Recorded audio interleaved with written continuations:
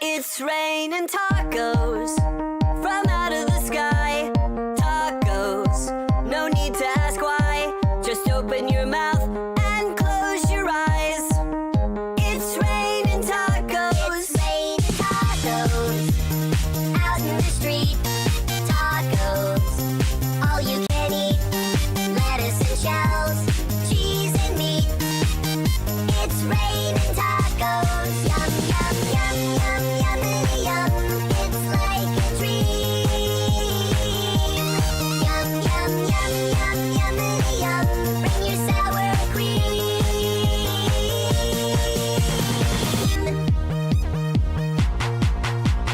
Shell, meat, lettuce, cheese. Shell, meat, lettuce, cheese. Shell, meat, cheese. It's raining tacos.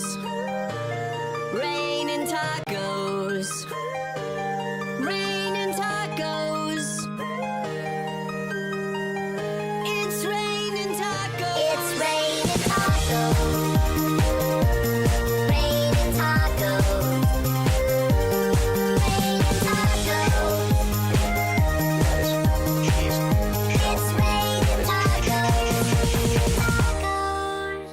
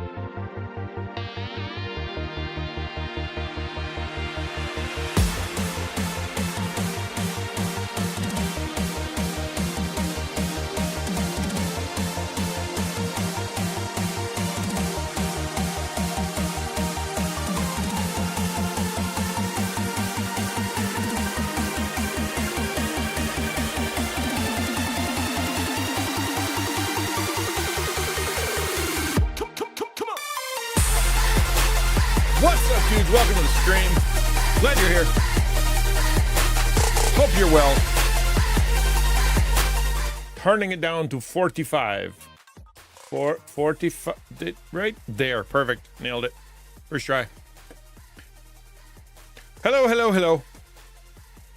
I just realized I forgot to turn the chat part on. We don't need to chat today, do we? Probably not. Good to see you. Yeah, sorry, I don't actually have the anything set up for the startup screen. I guess I should, since, I mean, you guys want to play with the buttons. You know, when you I can understand that. How was your not since we saw each other last? You know, like the last less than 24 hours. How's that been? I'm gonna make sure that my stuff is turned on here. I don't think I turned it on somehow. What happened? Okay, we're good.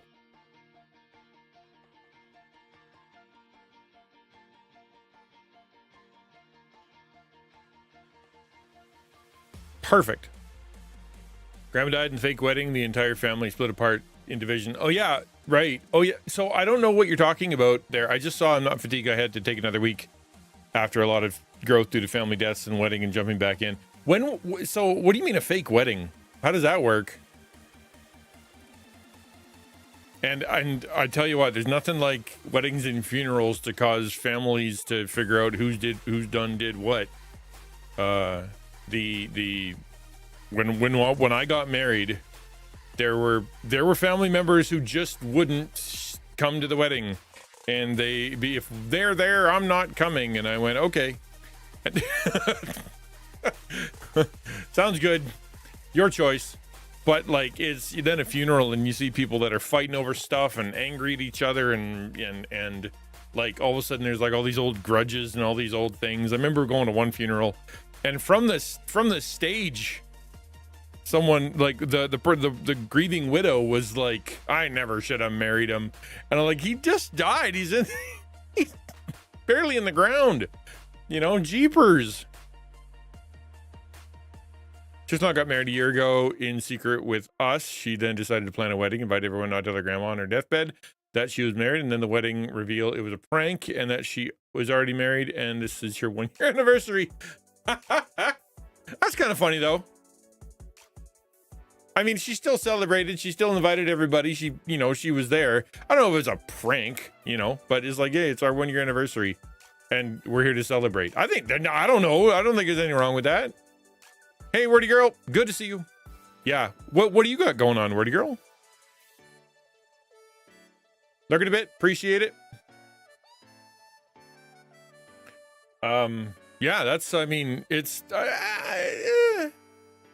you'll be missed is always an appropriate answer to that kind of threat, right? Yeah. Knock yourself out. Goodbye. I don't suffer fools lightly, and I don't take threats well.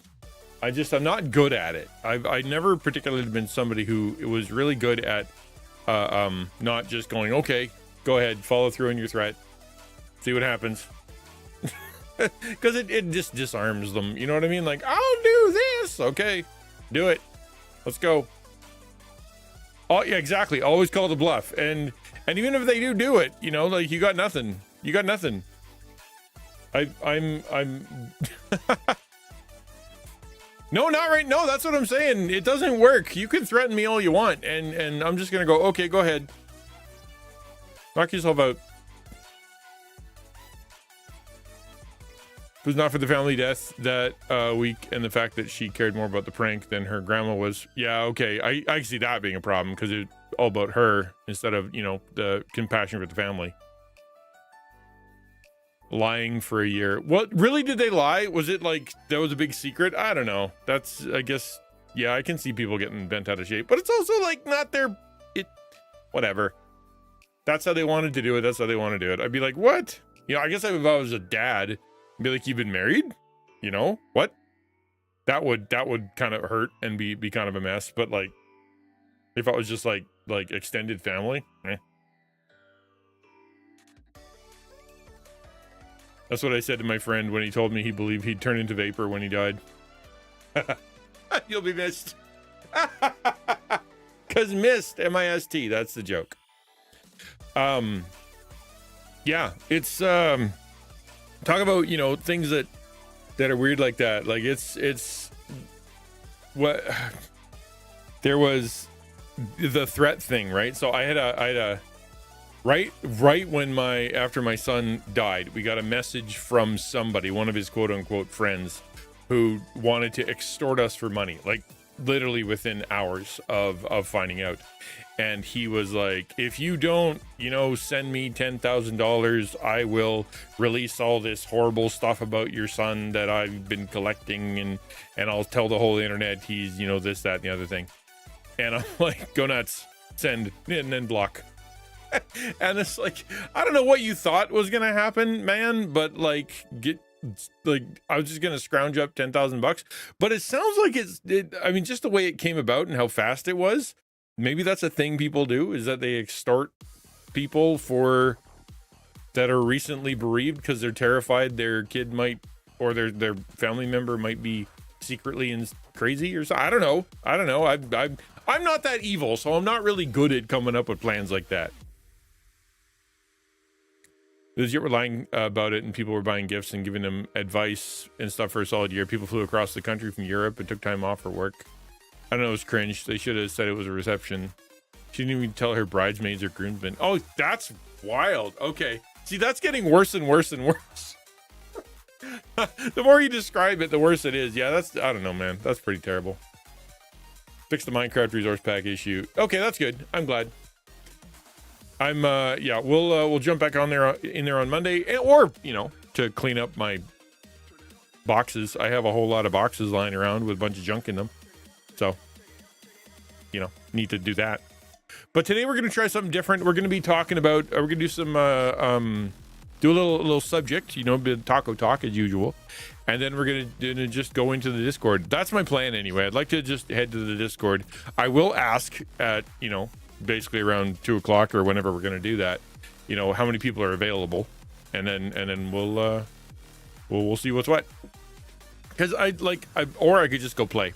Well, it's just what the idea for me anyway, it's an experiment, is that I was thinking about in May on Tuesdays, instead of jumping into a game, just slide the conversation over to Discord where everybody can kind of be in VC and we can all talk about creator stuff or life stuff or whatever. And, you know, I can answer questions, or we could do support stuff, just because there are a lot of people who need that kind of thing and they're not going to type it, you know, so that's the plan. But if everybody's like, I'm not going, then, you know, maybe we'll find something else to do. Yeah, well, literally, it'll just be there and in VC. Nothing too crazy. And then I'll just do it like instead of starting the game, once the content's over, we'll just jump in there. That was the plan. All right, I'm going to switch over to different music. I do like sax. I think it just works really good. You know what I mean? It's just, or not sax, jazz. That's not the word I'm looking for. Jazz. Because it's so much easier to listen to when it comes to background music. You guys tell me if it's okay. I don't want to play EDM. I don't want it to be dance music. I don't need a bunch of electronic stuff in the background. And that drone, the Devo drone, probably not the right thing. Premarital? Yeah, you don't want the premarital stack.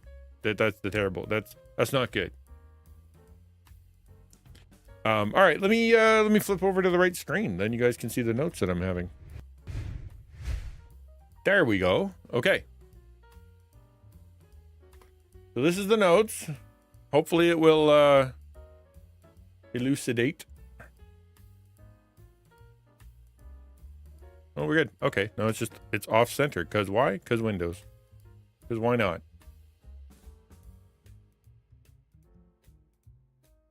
Okay, let me pray and then we'll jump into it. God, thank you for the day. Thanks for your love. Thanks for your care for us, for knowing everything, for being God, the one true God, for not, for always being truthful, for wanting the best for us, for leading us into the light. Our hearts keep pulling us into the dark. We keep wanting to have weird motivations. We keep having things in our life that we want to that we seem to want but are bad for us, but you consistently try to pull us into the light. You consistently convict us and give us opportunity and give us a way to escape when things are bad. We know that sometimes you call us, and even in the good things you call us to, the content creation or groups or games or church or family, marriage or friends or whatever, that it's all good, but at the same time we find ways to make it stress us out. And because of people and because of us in our life and our own limitations and whatnot. I just pray that you'd help us to understand as we discuss this topic of fatigue and motivation and all that, you'd help us to be able to align with your purposes and figure out how to create your way. Amen. Okay. I'm going to hit the talk start button. I've been encouraged to do that now. Okay, boop. So the plan today, what I did is I went through the Discord and I was basically like, what are people talking about? What's going on in here, especially from the creator side of things? And there just seemed to be this kind of a consistent thing about motivation and about, being tired or about being sick or about life getting in the way or all that stuff when it comes to being a person with a life, Hello, Silouan. Good to see you. Welcome. Glad you're here. Hello. Nice to have a Russian in the crew. So we're talking about, a lot of that. So I want to be a creator, but I have a life. I want to be a creator, but I have a family. I want to be a creator, but I have mental health issues. I want to be a creator, but I have to work a bunch. I don't have a lot of money. There's limitations to my content creation, and I want it to be better, but at the same time, there's something in the way. And it causes me to feel badly. It wants me to feel like it makes me feel guilty or afraid or whatever, or I just have all this stuff that I want to give and I can't seem to. There are people in the way and that causes resentment. There's all kinds of stuff that comes from it. And it's meant to be something good. Like you like content creation. You like doing things that are good. You like doing things that are helpful. You like doing things that are fun. And yet at the same time, this thing that you thought was going to be this outlet for good things ends up being a burden as well, and it just gets harder and harder. And so what do you do when you're at the place where you're like, man, I want to stream, but I don't know if I can, or I'm supposed to post a video today and I don't know if I could bring myself to do it, or I'm supposed to write a podcast or record a podcast. I feel like crap. I don't really want to do that, or I need to get my blog posted, my Tuesday blog posted, and it's I just don't have the motivation, or there's something in the way, or I have crisis. I have to do other things. Is it okay for me to skip? Like, what's the deal? And we're going to come at this from a bunch of different angles, right? A bunch of different angles when it comes from, how we can cover this, how we can talk about it, how we can deal with it, and that everybody else kind of goes through it. Feel free to interrupt on the way through. This will be a video. It could end up being a podcast, but I want to make sure that it's also connected to you guys too. So, Garrick says, my life has been getting in the way of streaming. It's hard to be there for friends and family at night. If I'm live, almost like I need to do morning streams to fix that. It's hard. That's actually another thing, right? Like, when is my actual time, right? When do I stream? When is best for me? And when you finally figure it out, all of a sudden you've got like someone in the way or something happens, and what do you do? 4 a.m. Exactly. Nobody's bothering me at 4 a.m., but like, how does that work? Exactly. Right? I want to be a creator, but I'm distracted. Oh, I mean, and that's another one, right? It's not just that you have, it's not just that you have this desire and whatever, and that's not enough, because there's stuff in the way, whether it be mental health issues or learning disabilities or physical disabilities or job or money or all that stuff, right? So what do we do? Full disclosure. So I went through and I came up with these ideas and came up with all the points and did all this stuff. There's a deep research button on ChatGPT that I hit that created a whole lot of this research. There's a whole bunch of footnotes, and I can give them to you later. And so therefore I'm going to read through this, and yes, it is from me, and yes, it's stuff that we've talked about, and yes, it's things that I came up with and points, but it's also ChatGPT stuff too. But I think it's going to be valuable. As I go through, I'm going to try to read and then jump off and then read and then jump off. And so that way it'll be hopefully at least somewhat not just me sitting here reading. But feel free to interrupt. The reality of creator fatigue and how to keep going when you feel like you can't. Yeah. Content creation can feel like a calling and a passion, but it also brings intense pressure. Many creators, whether streamers, YouTubers, podcasters, writers, or beyond, struggle with mental health, motivation, and consistency. In this Taco Tuesday deep dive, we'll explore 5 key areas to encourage and equip faith-based creators. Number 1, how mental health issues, fatigue, and life interruptions impact consistency. Number 2, the guilt and fears creators feel when they miss content. Number 3, whether consistency is more important than quality or vice versa on various platforms, because that's a huge stressor. Your consistency, what do I do? Number 4, how collaborative creator teams succeed or fail, with hopefully tips with how to build wisely, right? And spiritual wisdom on burnout, mission, teamwork, and the rest. So the idea is we're going to cover this from a lot of different angles. So hopefully by the end of the talk and by the end of this, you can kind of go, okay, we're all in this together. This is how I'm going to try to face it. Okay.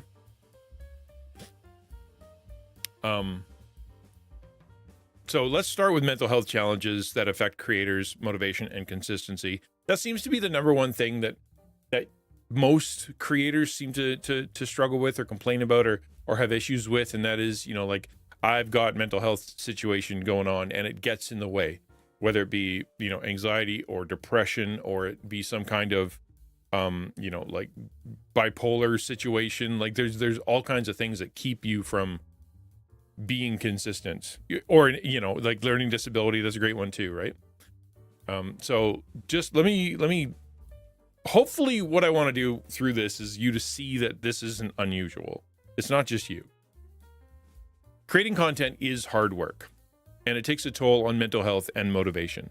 I remember there was someone that was made a video a while back that said, content creation is harder than your 9-to-5 job or whatever. And people were mocking him and like they showing videos of people like on the oil rigs or people doing like really intense jobs that are just so much harder than plugging in your computer and doing content creation.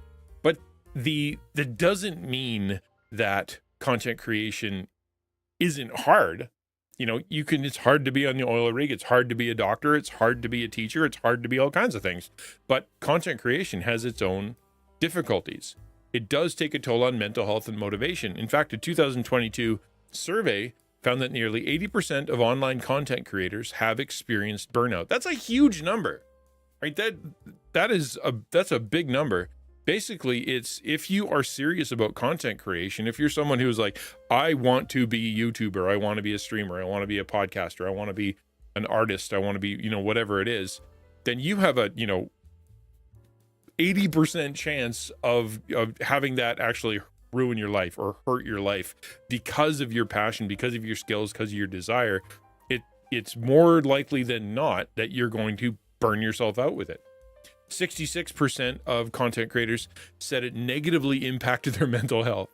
Being a creator, which is such a big deal because the way that it's kind of phrased, what we see when we look at content creation, we see people who are, they're popular and they're having fun and they're working from home and they get to use cool tech.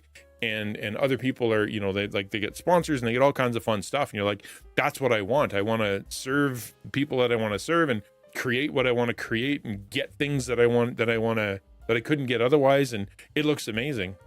And the truth is in the background, the burnout thing, which you talk about definition of burnout, which I said would be basically you have a physical you have physical sickness, you have mental fatigue, you have emotional dysregulation. Like things are off because of the work you're putting in.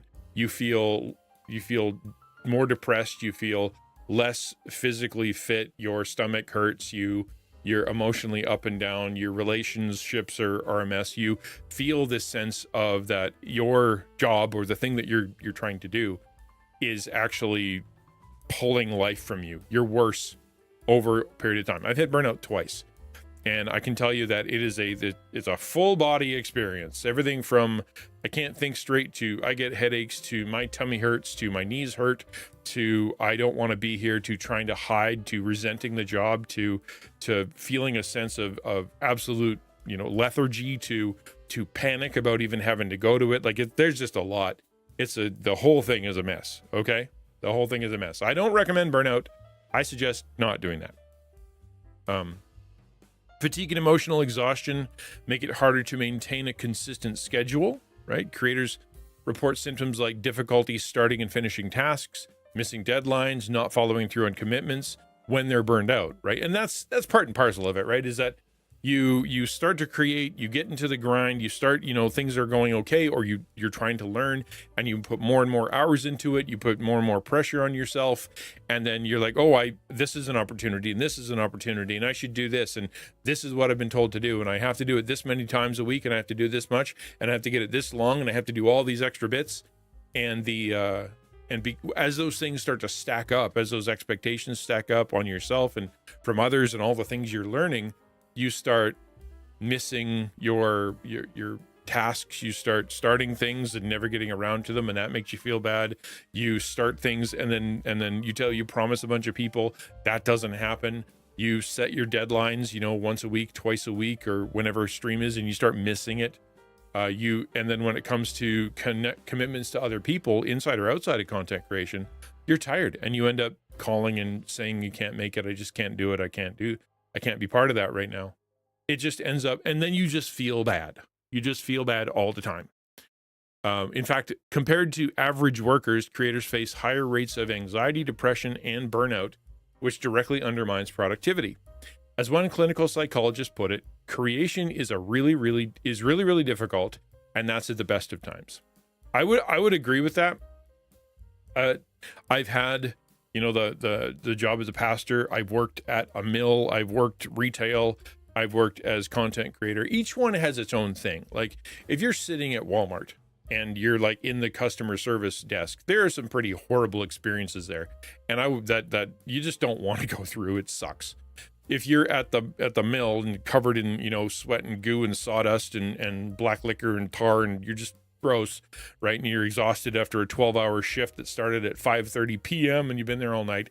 That sucks too. There's a lot of no good in that. But that doesn't decrease the amount of suckage that comes from being a content creator. I can tell you that, it's so everywhere, it's so ubiquitous, it's so everything. You think through nonstop, this is going to be content. How can I use this for content? When should I do this? There's always another project. There's always another thing. Who can I collab with? Is this enough? Is the numbers high enough? And that's when things are going okay. That's when your rhythm is kind of set. But when things in life get in the way, or your brain gets in the way, or your relationships get in the way, it just gets harder and harder and harder. And we're going to talk a little bit about why. Thank you for the follow. Appreciate it. Girk says, would you say being a creator requires a certain level of ego or pride in order to do it? I think you have to ask yourself the question, why am I doing it? And what is it for? I would say being a secular creator would go hand in hand with having some kind of level of pride or ego to be able to say, what I say is worth listening to, what I say is funny, what I say is interesting, what I say is educational, what I say is correct, what I say needs to be heard, or what I'm doing needs to be seen, or what art I create is better than others, or whatever. Partly, I would say as a secular. I would say as a Christian content creator, you can get away with it with not having ego or pride, because your framework is I'm here to serve, right? If it's I'm here to serve, I'm there to serve, I'm there to use my content so other people feel better, I'm there to use my time so other people get ahead, I'm there to use my community so other people feel supported. I'm here to take care of people. It's not ego when you're like, we have a really good community, you should come be part of it. Or when I'm on here, I have something to say because I believe that it's supposed to help people and I really want to help people. That's not ego. That's, I want to be servant-hearted. So I would say that you can do it without, but I think there's a way that you have to process what am I thinking? What are my motives? Why am I like that? right? I'll let you guys keep talking because I think you guys got some good stuff going in chat, but not quite what you're doing well. You don't need me. I cannot believe you think this is normal to be running this kind of operation with no support. One YouTuber's therapist told her. I love that quote. It's really good. I can't believe that you think this is normal to be running this kind of operation with no support. Shocked at the workload that this person was shouldering alone, which is absolutely true. Many full-time creators essentially operate a one-person startup, handling the filming and the editing and the marketing and the recording and the all that stuff, community management, everything that comes along with it, right? It's not just you sit down and you stream and that's done, or you sit down and you record and that's done, or you draw the picture, you post it and it's done. If you are a content creator, you're an entrepreneur. You have so much more going on if you're taking it seriously. You have, you have to keep up with trends, and you have to figure out where you're going to post, and you have to figure out, all the tags and all the SEO stuff. You have to figure out collaborations. You have to figure out consistency. You have to, my marketing and who do I connect with and networking and all that stuff. It's very, very, very elaborate if you're trying to take it seriously, right? It's a big job. Often with no breaks. It's no surprise that 4 in 5 creators feel burnt out and overwhelmed. Social media algorithms and audiences seem to demand constant output, leaving creators feel like they must always be on. Top reported causes of creator burnout include frequent platform changes, right? 72%, as in they're not sure what's going to happen, or all of a sudden YouTube changes its mind about what you can do, or Twitch decided to change its mind about what you can do, or your platform disappears, or TikTok is now illegal. All these things happen, and that's super stressful if that's where what you've been doing and so much of your life has been dedicated to that. Another cause of burnout is always being online.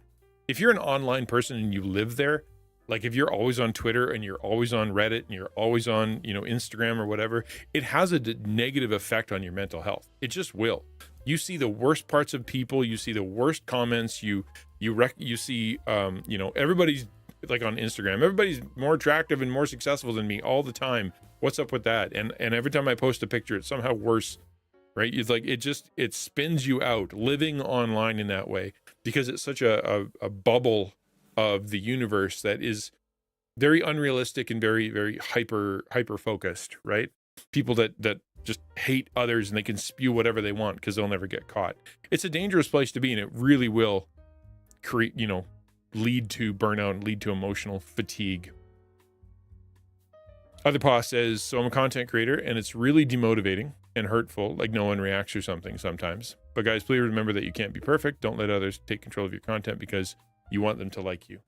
That's a very good point, is that it can suck a lot if you put it out there and nothing happens. Because in a very real sense, and I talk about this in the book, right? You're putting a piece of yourself out there, right? You're putting a piece of yourself out there. It's not just you. It's not just your piece, it's like, here, a part of my heart, a part of me, and I want you to see it. And so therefore, if it's being rejected or if it's being embarrassed or not, like commented badly upon, or people are being mean, right? It's like it's not just them being mean about your content. It feels like personal. It hits you. And so it can be really painful. Yes, it requires the hide of an elephant, right?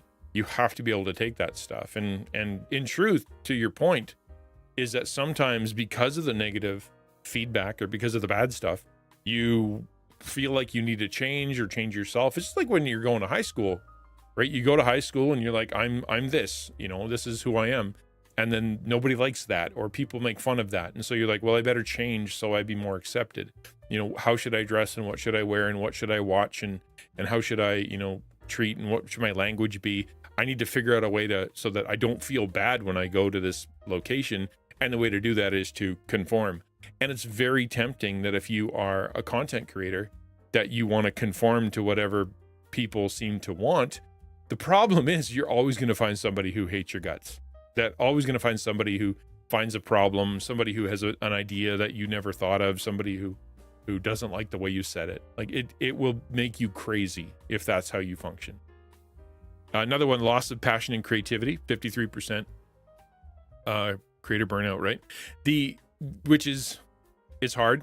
If you're consistent and you're a creator who is consistent, then if you are consistent in your own content, I play this game, I make this comic, I write these blogs, I create this whatever, then at some point you're gonna run dry. Your creativity is gonna run dry, and that can be really stressful because you want to be legit in what you put out there. You want it to be real, but at the same time, it's your job, and Tuesday's coming, you got to post. It can be really difficult. Pressures like losing followers, right? That's a big one. If with me, I'm a streamer, right? And I've got a YouTube channel, I've got, whatever. And when I look at my viewer count, right, my emotional regulation is directly connected to it sometimes. If it's higher than this, then I feel good. If it's lower than this, I feel bad. Same thing with, you put out a video or a short, one gets 10,000 views and you're like, wow, that's crazy. Wow. And then one gets 4 and you're like, I don't know what changed. And there's a lot of pressure in that. All of a sudden someone leaves, your Discord shrinks, people stop talking about whatever. It's just so difficult sometimes. Or making enough money. If you are doing this and you're actually trying to get paid to do it, it's really the making money part is actually really, really difficult. Really, really difficult. Both secular experts and Christian leaders recognize that unrelenting hustle can be damaging. It is damaging. Unrelenting hustle can be damaging. Unrelenting anything is damaging. Dr. Kanoja, also known as Dr. K, a psychiatrist who coaches online creators, notes that typical self-care advice like take a break isn't straightforward for creators. Conventional mental health strategies may encourage taking a break, but for creators, taking a break can result in significant financial losses and diminished purposes. Hey there, Supersonic. That's a difference. And that's one thing that people don't really grasp. And I think that maybe people in the church who don't content create, or people outside of the content creation space really don't get. And that is that your rhythm and your motivation and your, the content and the way the system works and the way everything kind of is set up for content creation, taking a break actually causes big problems. If you are financially dependent on it and you don't put out a video, you don't get paid. If you don't show up on stream, you don't get subs. If you don't, put your thing out on whatever, whether it be selling it on Coffee or putting it on some other place to build a platform, it doesn't happen, and it shrinks and someone takes over. And it's very real that just taking a break isn't merely I'm walking away, I'm taking 2 weeks off, I come back and my work's waiting for me. It's I go out there and all of a sudden when I come back, things have changed. The world have changed. And diminished purpose, right? Like is in the idea that some people are really worried if they take a break, they're just gonna, what was the point of me anyway? If I take a break and nobody notices, nothing happens, what was my point? It can be really, really scary to take a break. In other words, the very nature of platforms and income tied to them makes stepping back difficult, which often exacerbates mental strain. And I know a lot of you are not, you don't make money off of this, right? Like you're not someone who is making money off of the content. You don't get a ton of subs, you don't get a ton of like ad revenue or something like that. That's not why you do it. And so therefore, when you see this, say like financial, you can also make it be like sort of emotional investment too, right? When your content, your platform is connected to how you feel about yourself and how effective you feel for God, or how effective you feel for life or your mission, or that's your outlet for stress or whatever. And when that gets interrupted, your emotional regulation goes wobbly, or your feelings of self-worth go wobbly, or your connection to your community goes wobbly, and it's a big deal. So just stopping can be a huge, huge problem, especially, for example, if you really are an online person, right? Say your community is Discord. You don't have an offline church community. You don't have an offline place where you can go with family and friends and whatnot. Your community is online. And so therefore, when you don't stream or you don't connect or you don't go into Discord or whatever for a while, you're basically isolating yourself from the people that you care for and that care for you. it can be really, really stressful. Christian counselors likewise observe that humans have limited energy and need rhythms of rest. We were made to work and commanded to rest. One faith-based counseling service notes, pointing to the biblical example that God himself resting on the seventh day, right? Ignoring our God-given limits eventually leaves the mind, body, and spirit exhausted. And when creators push past those limits, motivation and creativity dry up. That's just, you're human. And I think the first part is to kind of go, in your mental health struggles with content creation, it's usual, it's normal, it's something that most creators go through. Many are experiencing burnout. Many have the same paranoia and fear of slowing down. Many don't see the numbers correctly. Many are feel demotivated because of the effectiveness they've seen. That's most people.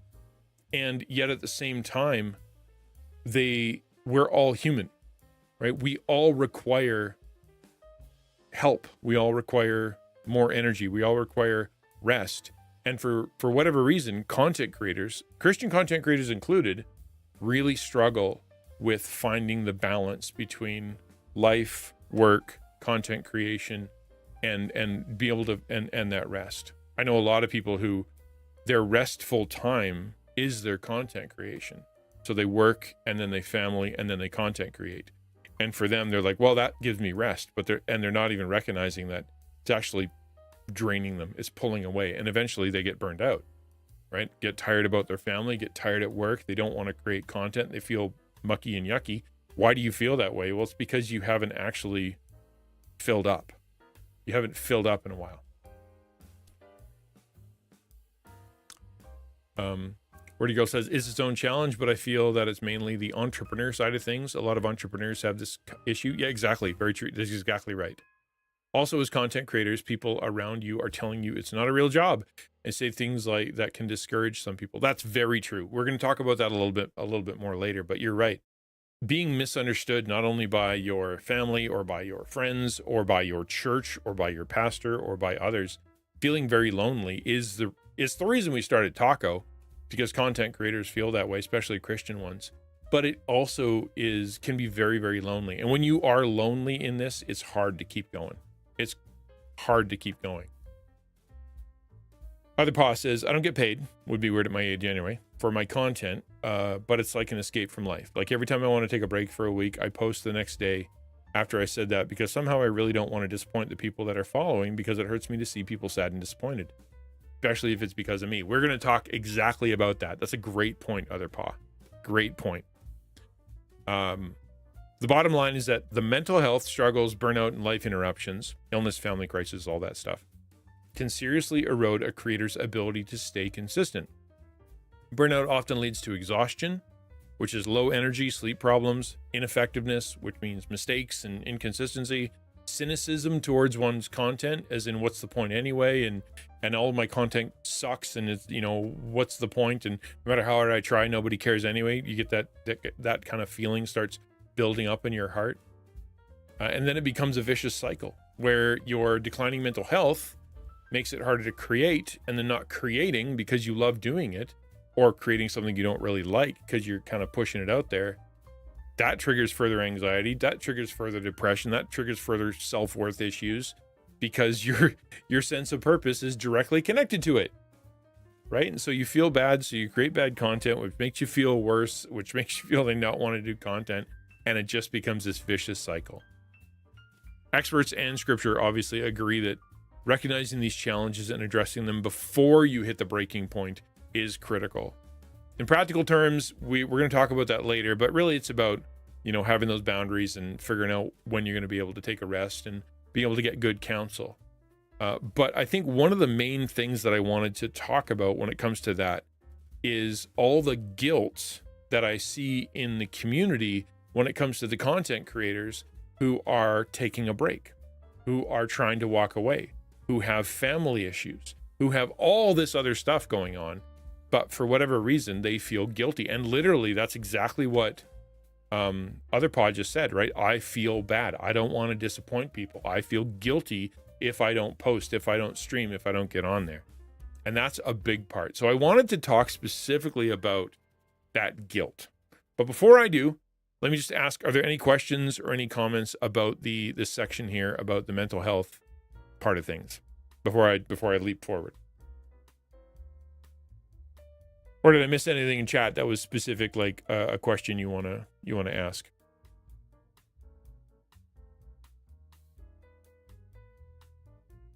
Seven says, I have a similar thing going on as more of a mod behind the scenes kind of streamer helper. When I pull back because I feel bad not doing stuff for people I'm helping makes me feel worse, which might make me pull back more. I'll eventually feel like they're upset with me, even if they haven't given an indication that they are. Yeah. And that's part of the burnout thing. That's part of the mental health thing, right? Is that you start putting words in people's mouth. You start assuming what they think, assuming their emotional, feelings about you. And you don't ever contact them because you're afraid to, or you're worried about it, or you don't want to apologize yet one more time. And so you're like, they got to be upset with me. They got to be sick of me by now. They got to be, tired. And then when they go, thank you, I appreciate you very much, you don't see that. What you see is, they don't mean that. They have to say that. They say that to everybody, right? And it ends up being, there's something inside of you that, even though the motivation is help, it ends up driving you to guilt, fear, shame, right? And it partly, and I think part of it, not to overly spiritualize, but I think part of it's spiritual, in that as a helper, as a servant-hearted person who wants the best for people and wants to help the people that you care about to get better, the enemy wants you discouraged. He's a discourager. He's a liar, and he wants you to feel bad. He wants to put thoughts in your head that basically say that the person you're serving doesn't like you, you should quit, right? There's a spiritual battle there because he hates that you're trying to serve, right? Kirk says they probably are upset or unhappy about it, but that's okay. If you're providing a good thing in someone and you pull away, and you have the right to be unhappy, but that you should be nothing more than a compliment to what you did. You are okay to pull away and do less, even if they're okay to be upset. So I would say this: if someone is a volunteer and they help you and then they step off, you can't volunteer. If you pay them to do it, or if they made an agreement with you, or they signed a contract, or they said they'd show up, that's very different than someone who just shows up a lot, right? They're just there a lot. And then when they're there, they're not there anymore. If you feel like badly towards them, then that's you, man. That's on you. It has nothing to do with your like the contract or agreement, because there isn't one. It's just that you're like, I have expectations and now I'm upset. I don't know. I think you should just be happy if your volunteer shows up. All right, let me keep going.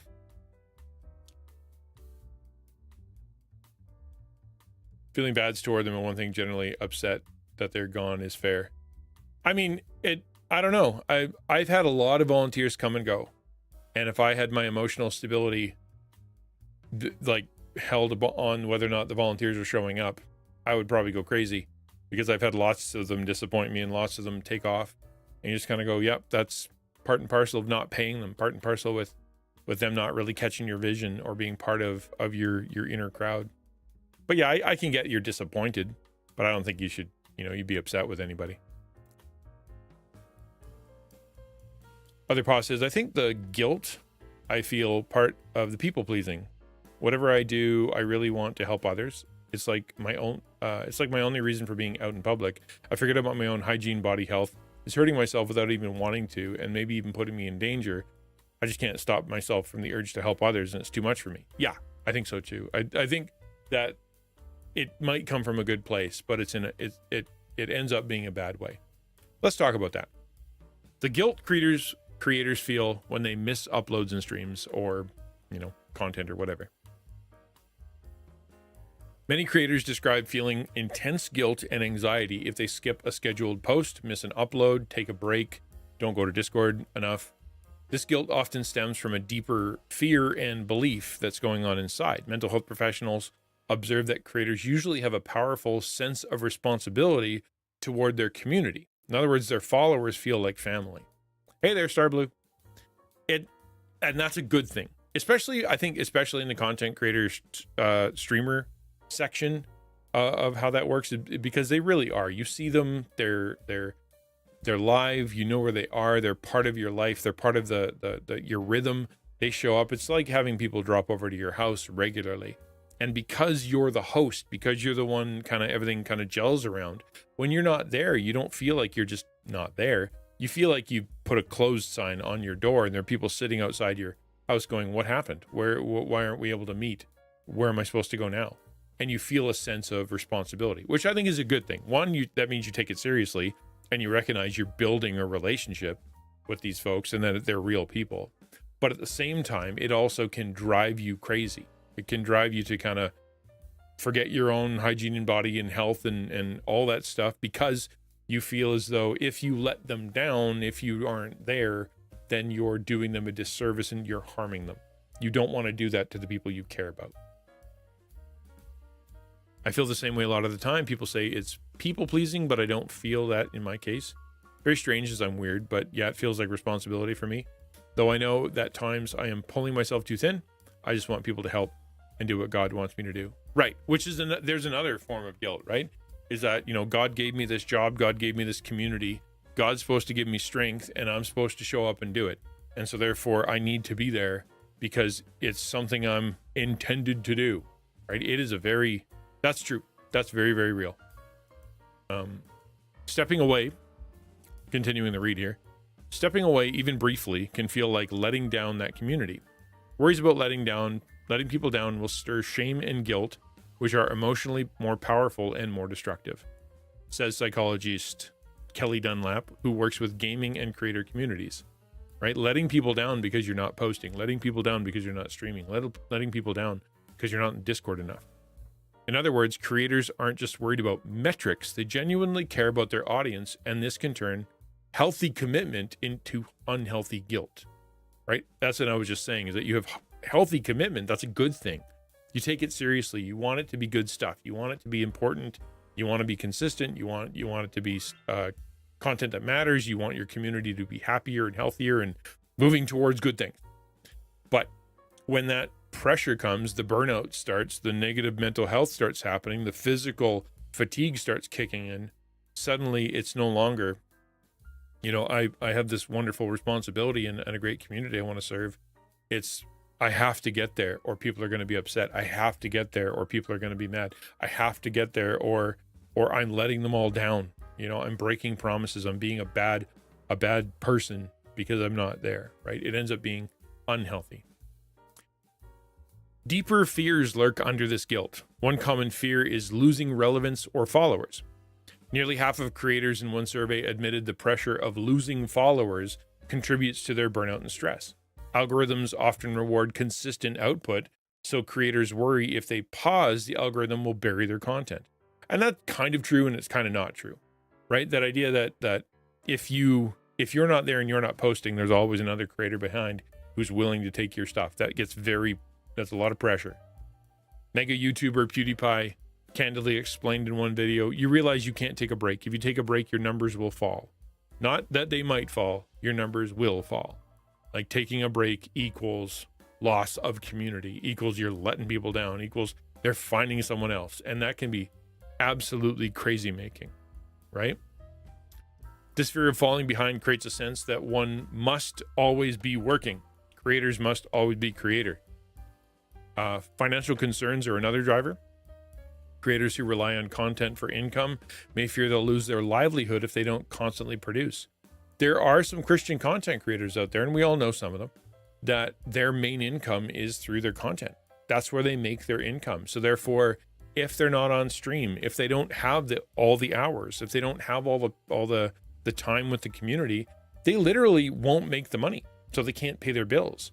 And so they have to show up to work. And there's no healthcare plan. There's no 2-week, break schedule. There's no like special tax, whatever. It's just, you show up, you get money. You don't show up, you don't get money. And there's no vacation days. And that can be really, that also can be a lot of pressure. Taking even one night off could mean a drop in views or subs, and that would prevent them from paying their rent, Dunlap notes. That financial instability, the feeling that everything depends on you hustling nonstop, is one of the most stressful things a person can experience. And I think that is part of where you can say that content creation has its own sense of being very hard, is that it really is all on you. It's on your shoulders. It's on whether or not you are feeling good. Like, and we all kind of know this, right? Is that if you go on stream and you feel like crap and you look like crap and you just you're not on that day, you feel bad for feeling bad. Even though you're on, you're like, man, I got to be on.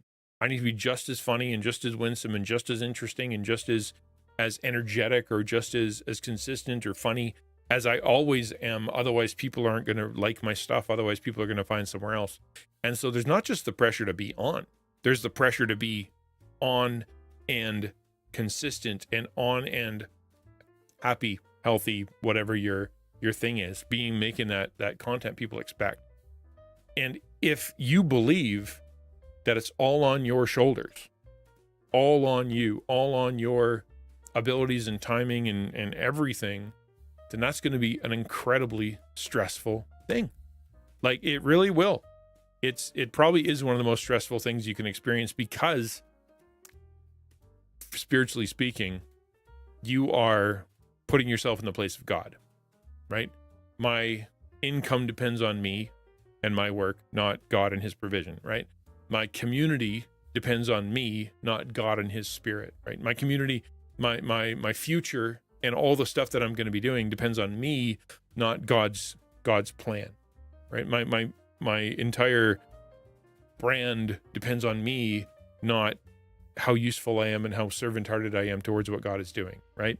That if you think you're God and you're trying to do his job, you're going to lose your marbles. Wordy Girl says, I feel that as well. Even working 7 days a week at regular jobs and then trying to still manage content creation. Then after being laid off during the week, I'm still hustling 7 days, maybe even more so than before, because a paycheck is not guaranteed unless I actually make the money with content, follows, views, donations, freelancing. Yeah. There's a lot of streamers, but many of them take it very, very seriously. And like, for example, Wordy Girl is a great example, because she doesn't get to, people don't really see what she's up to, and they don't think of the coffee stuff, or they don't think of the donation or hear her stories or whatever unless she's on. And when she's on, that's where people can hear and get updates, and then they'll want to support. But if she, it's easy to feel like you're drifting into Nowheresville and people have forgotten about you if all of a sudden your content dries up. Beyond the algorithms and income, there's often a personal identity issue at play. Creators may tie their self-worth to their productivity, falling into perfectionism or people-pleasing. Christian thought leaders point out that this can become a spiritual trap. Overwork and the inability to rest might reveal problematic heart motivations. Very true. If your identity is in your streaming, and I can tell you this from my perspective, I have struggled with this, and I've struggled with it for a long time. When I was a pastor, or I still am a pastor, but when I was a pastor in a church or whatever, I've been going for, I think, 12, 13 years at that point. I really was Pastor Al. Said Pastor Al in my luggage, right? That's who I was. People didn't know me as Al or Alan or anything. They knew me as Pastor Al. And then one day, I got what's called Bell's palsy. I woke up one morning and the left side of my face didn't work. It just fell off. My eyeballs didn't work. I couldn't blink. I couldn't talk. Everything was a mess, right? All of that was a mess. And so therefore I freaked out, went to the hospital. They're like, oh, you have Bell's palsy. And I'm like, well, what are you going to do with that? What can we do about it? And they're like, nothing. You'll either get it back or you won't. And I went back and I had really an existential crisis about who am I now? Because if I was a preacher, and I am a preacher, that was my main thing, preacher teacher. I can't talk now. I can't enunciate words. I can't be in front of people and say things because the words don't come out properly because my mouth doesn't work, right? Who am I now? Can I be Pastor Al if my face doesn't work anymore?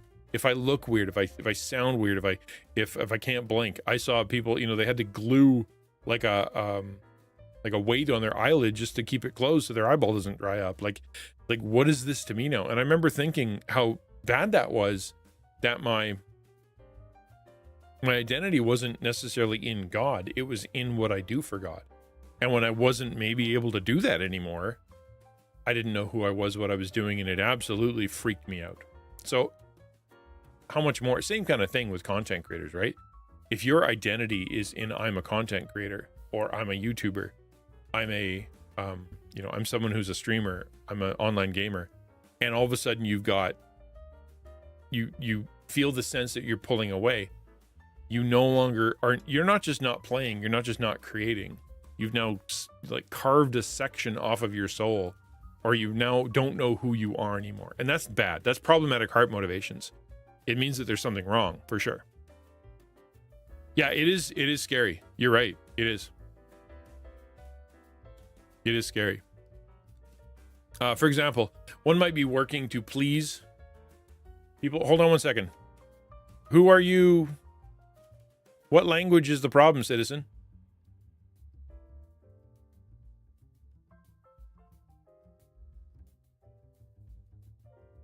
What language is the problem? I'm gonna take a little break. Hold on. Citizen, you're not a mod.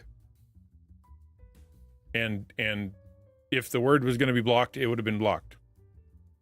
So, you don't need to police my chat. We have people for that. Cool. It is perfectly fine that other paw said that. Okay.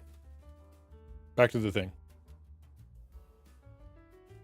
For example, one might be working to please people other than God, and that's what we talked about that, right? The fear of people, fear of man kind of thing. I'm worried that what people will think, obviously. But there's also the motivated by fear instead of faith, as in you have fear that you're going to miss out, fear that other people are going to see you and make fun of you, fear that you are going to be seen as a failure, fear that there's, whatever, and fear that you're not going to have enough. And really all of those fears are a distrust of God's provision, right? If you believe that God called you to this and you believe God equipped you for this, you believe God has put you in this place and given you a community, then he will provide. You can know that intellectually, but all of a sudden when that fear creeps up, will God provide? Will he continue? If I take a rest, if I take a break, is he actually going to keep it going? Am I allowed to do that?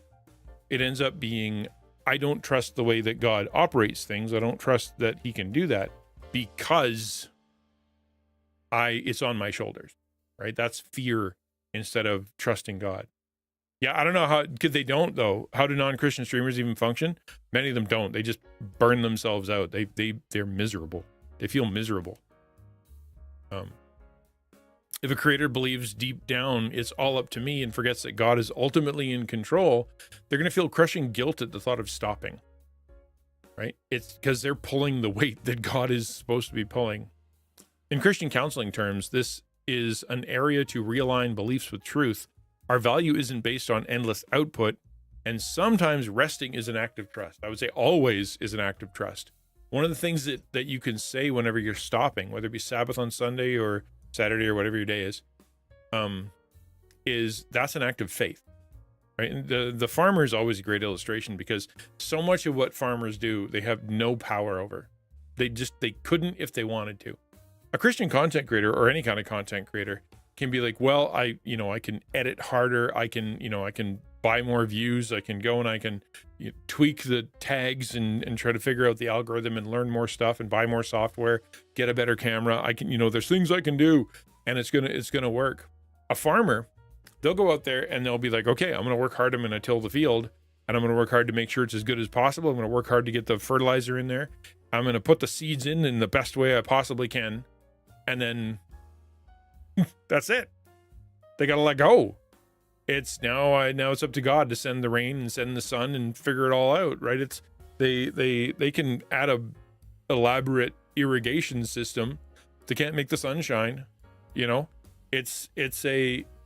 have to let go. And that's very much how faith works, and that's how content creation works too, is that you put it out there, but you have to let go. That rest, the pause for that one day a week, the willingness to step away, the ability to go, I'm done after XYZ time. You know, I don't stream after 9 p.m. I don't stream after whatever time. I don't create after whatever. The evenings are for me, my family, whatever.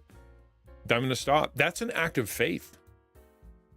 I put in the work that I believe that I'm supposed to put in. I walk away, and now God has to bring the sun. God has to bring the rain. God has to make the growth. God has to do the offline stuff. And if I'm in his will and I'm doing what he wants in the way he wants me to, then it's okay for me to stop because it's on him. It is an act of lack of faith, faithlessness, if you believe that the only way to move forward is by sheer will. And that's a mistake that I made. When I first started streaming, I streamed 14 to 16 hours a day, 12 to 16 hours a day, 7 days a week for months at a time. I didn't stop. I just kept going. And eventually God got a hold of my heart and he's like, you know what? You have to take a break. Like I went from I'm burning out. I resent my, my work. I don't know if I'm going to be a pastor. I'm so tired, to going full bore in content creation. Partly because of all these reasons. I was scared, right? There was no finances. I didn't have any second job. It was all on this. I didn't have any idea what I was doing. I was still new to it, so I had to go learn how to do it.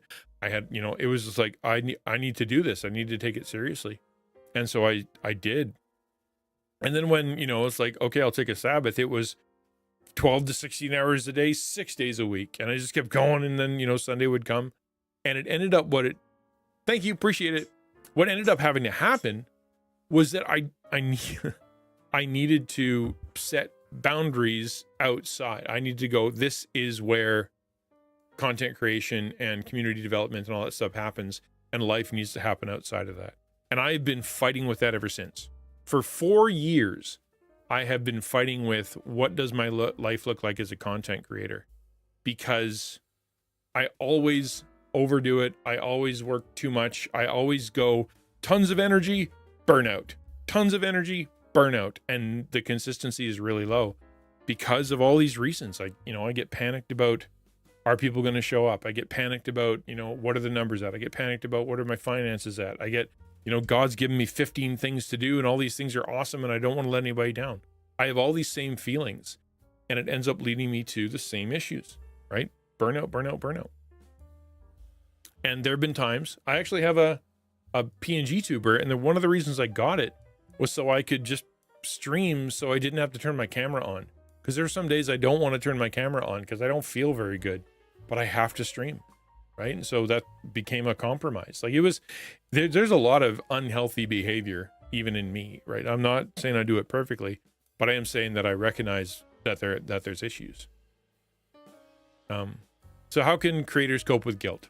Number one, recognize the source, right? Yeah, for family issues. And that's a good thing that you were able to stop, right? So how do you do it? Number one, recognize the source. Where does it come from? Why do I feel guilty? Because there's good guilt and there's bad guilt, right? There's good guilt. I did something wrong and I need to make it right. Or I'm about to do something wrong and I need to get out of here. That's good guilt, right? But when you're taking over for God, or when you believe that you're having a savior complex or something like that, then that's false guilt. So where does the guilt come from? Missing one upload does not mean you failed as a human being. And if you think it does, and you're going to beat yourself up for it, that's probably false guilt, because your identity and your self-worth shouldn't be wrapped up in your schedule of content creation. Therapists encourage reframing these thoughts and practicing self-compassion. Content creation should come second to your well-being. I know we all say this. It's easy to say. We all say content creation should come second to your well-being, but how much of us actually practice it? How many actually kind of go, you know what? I need a break today. What will happen is you'll say, I have to take a break today. I just can't, but I'm going to feel miserable the whole time. Not, I'm going to take a break and it's okay for me to take a break. God is good. He'll take care of it. But I'm going to punish myself throughout this break so I feel bad because I shouldn't be allowed to, right? Content creation is a gift, and I'm hurting the gift that I'm not even using it. And the truth is, it is a gift. And this is a conviction that I've had. It's brutal. And that is, I took God's gift. He's like, here's a gift. You worked for over a decade and a half in rough churches. You made it through. You had a bunch of life stuff. You hit burnout multiple times. And now you're at the place where here's a gift. Here's a gimme. It's going to be you doing your favorite stuff, doing awesome things with internet stuff at your own schedule with people. It's going to be great. You're going to love it. And I took that gift he gave me and turned it into a curse. I took the gift that he gave me and I hurt myself with it. And I burned myself out, made myself feel bad. At no point should the gift of God that he's giving me make me feel bad or hurt me. That's me doing that with whatever gift he had. And I've done it many times.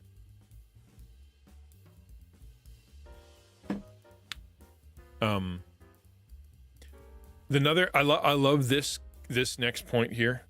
The Dunlap, the psychologist says, creators need to remember that their community cares about them too. And it's so weird to say it out loud, but it is absolutely true. How many of you content creators that actively create content, have a little community or whatever, you actually think that you're the center of the entire thing, and if you're not there, nobody else participates, or that the love only comes from you to them, right? Like that if you let them down, that they'll dissipate, they'll disappear. They don't even care that much. But the truth is, if they're part of your community and they're consistent, they care about you too. You're a real person to them. They have that relationship with you as well. And so therefore, the pressure that you're putting on yourself, and I think Sam's was talking about this earlier, is that you put thoughts in people's heads. You put words in people's mouth. So you're basically saying, my community wants me to hurt myself to serve them. My community wants me to sacrifice myself on their altar so they feel good. My community wants me to stream while feeling like absolute dirt. My community wants me to pretend so that I feel better, so that they're looking at me and I pretend. My community wants me to always show up and be exactly the same person, because if I show any kind of weakness, it's bad, right? None of that's true. None of that's true. And anybody in your community who thinks that is a jerk. So hopefully that's not true. But if it's true that your community cares about you and they want the best for you, and they want you to enjoy making content, and they want you to enjoy being with them, and they want you to be real with them, you can have permission to do that. I know one of the things for me, and not that I'm going to toot my own horn the whole time, but one of the things for me as a pastor that I heard consistently was people would come and they'd come to my church, or they'd come to my service, or they'd come meet me or whatever, and they would stay. And the reason that they would give is they'd say, you're real. And that's the word they use, you're real. And it would mean that they have bumped into a lot of religious folks, or they bumped into a lot of Christians, they bumped into a lot of church people or whatever, that seemed to pretend. They never had any problems. They never told any jokes, or they always seemed to be guarding themselves. They had their hackles up. They always had their, face on and clothes on and things like that. And it's like they couldn't vibe with that. That wasn't real. And so therefore, when they bumped into me and I shared some struggles, or I told a joke, or I, was not super Captain Holy Pants, it was shocking to them that a pastor could also be a human being. And so they would stick around. I'm going to stick around and see what's up with that, because he's more like me than the ones I haven't seen before. And that's just the truth. That they didn't want me to be fake, pretend. In fact, it turned them off. All right, later, dude. Have a good one. Let me catch up on chat for just a minute. Citizen says, I went from streaming 4 or 5 times a week and being heavily invested in other streamers on Twitch to maybe streaming once a year and barely ever going on Twitch again. My mental focus, has made it really difficult to do anything consistently, even basic health needs. Yeah. And the trick is to recognize that that's the season you're in, and that's okay. Right? sometimes that's really hard for people to recognize that the season that they're in right now is one of kind of rebuilding themselves. Mr. Keys says, in my limited experience, the community understands and appreciates creators taking a break for care. That doesn't correlate with the financial needs being met or such, but I think people don't get it and want you to take care of yourself. Okay, let me just address the financial thing real quick, because this is a misnomer for Christian content creators and for a lot of content creators. And the truth is, you don't make money on your content. If you're a small creator, medium creator, micro creator, nano creator, if you are someone who is kind of doing this, thank you for the follow, appreciate it. If you're doing this for a like you want to make a little money off of it, or you're trying to make money off of it, and you're kind of my size, or you're, in the small creator range, let's talk about that. Your money isn't going to come from Twitch, and it's not going to come from YouTube ad revenue. You're not big enough to make money off that. Your money's going to come from outside of that. Everything's going to be outside of that. It'll be the sponsorships, and it'll be the brand deals, and it'll be the people who are supporting you through coffee, people supporting you through whatever your way that you collect, or Patreon. It's going to be connected to the people that you've asked specifically, whether it be churches or supporters or helpers or friends or family or whatever, that you've told them this is a big deal and this is what I want to do with my life, and they believe you, and they help you, and they serve, and they contribute. That's where your finances are going to come from. And if they believe in you, they're just going to be consistent, right? So for my example, each month, my content, all the content I make and all the stuff I worry about and all that, makes me about $150 to $200. Okay? All my other bills and all the other content and all the other income comes from outside.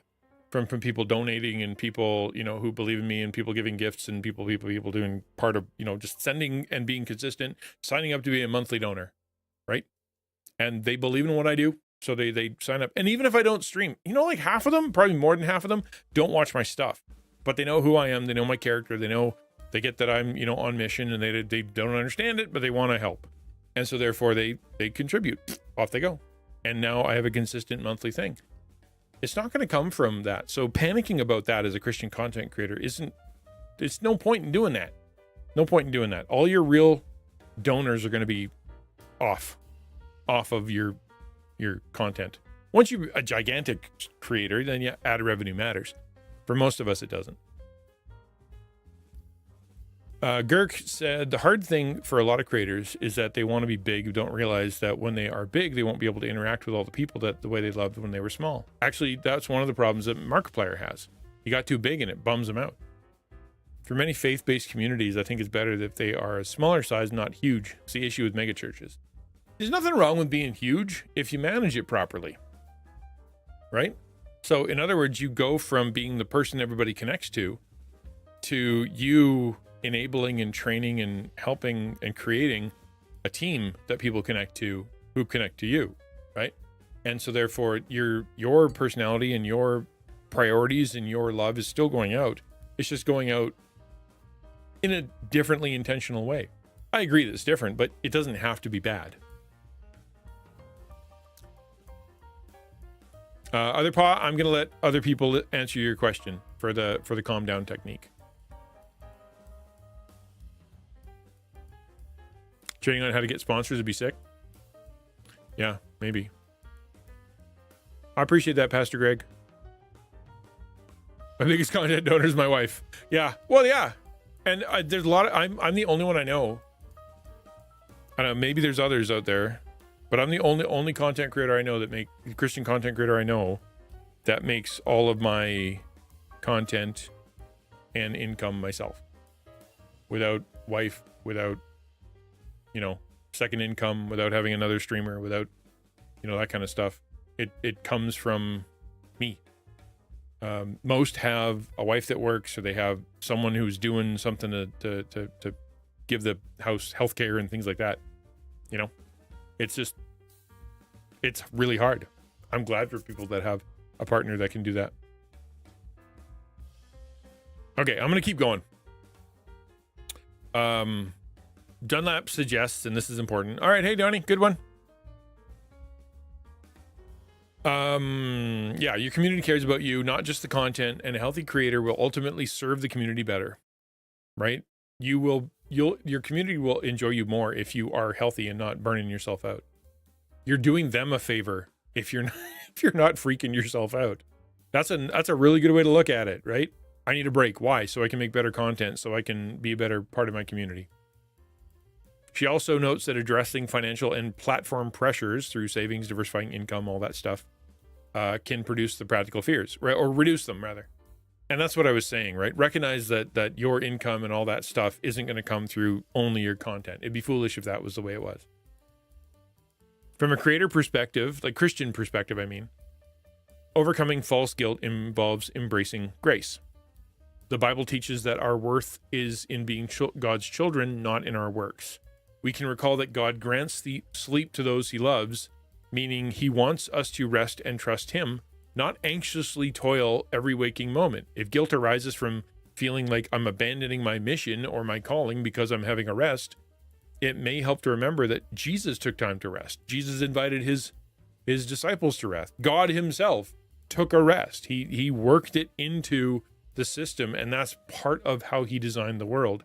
It is not wrong for you to take a rest. It is obedient for you to take a rest, and that your guilt for not working hard enough is, if you're a content creator and you're burning yourself out, is misplaced. That's not God. That's not good godly guilt, right? He wants you to have a sustainable pace, something that you can actually do. Yeah, there are going to be seasons where it's a little bit more difficult, but the truth is that he's not trying to break you, and he's not feeling bad because you're not pushing hard enough.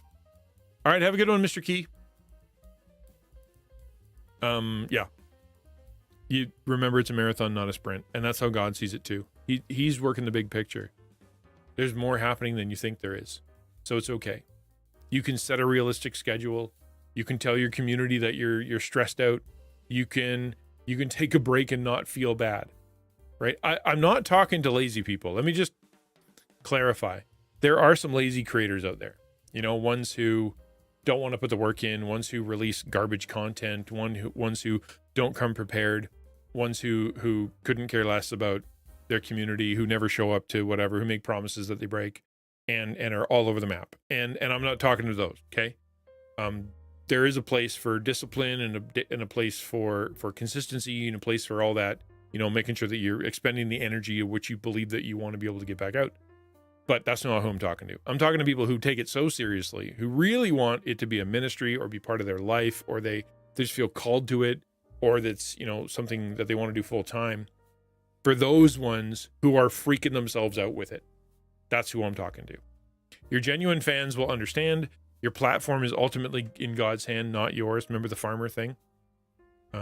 You can make a lot of videos, good videos, or be sane, normal person. I'm choosing those two. I think that was one of the Try guys. He said, listen, you can make a lot of videos, good videos, or be a sane, normal person. I'm choosing those two, right? That's the thing. You can't do both. He's secular, but you can't produce perfection all the time and remain rested, happy. You're going to burn out.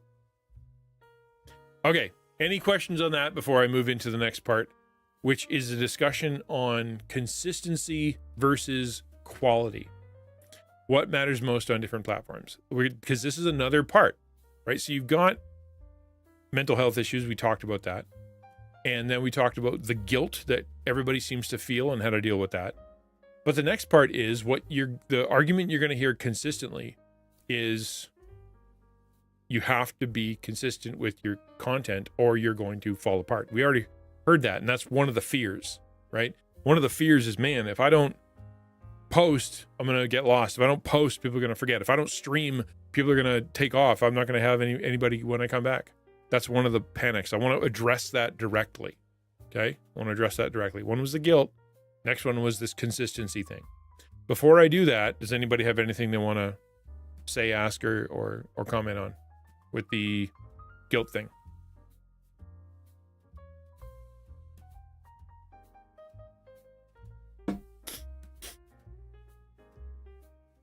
If not, we can move on.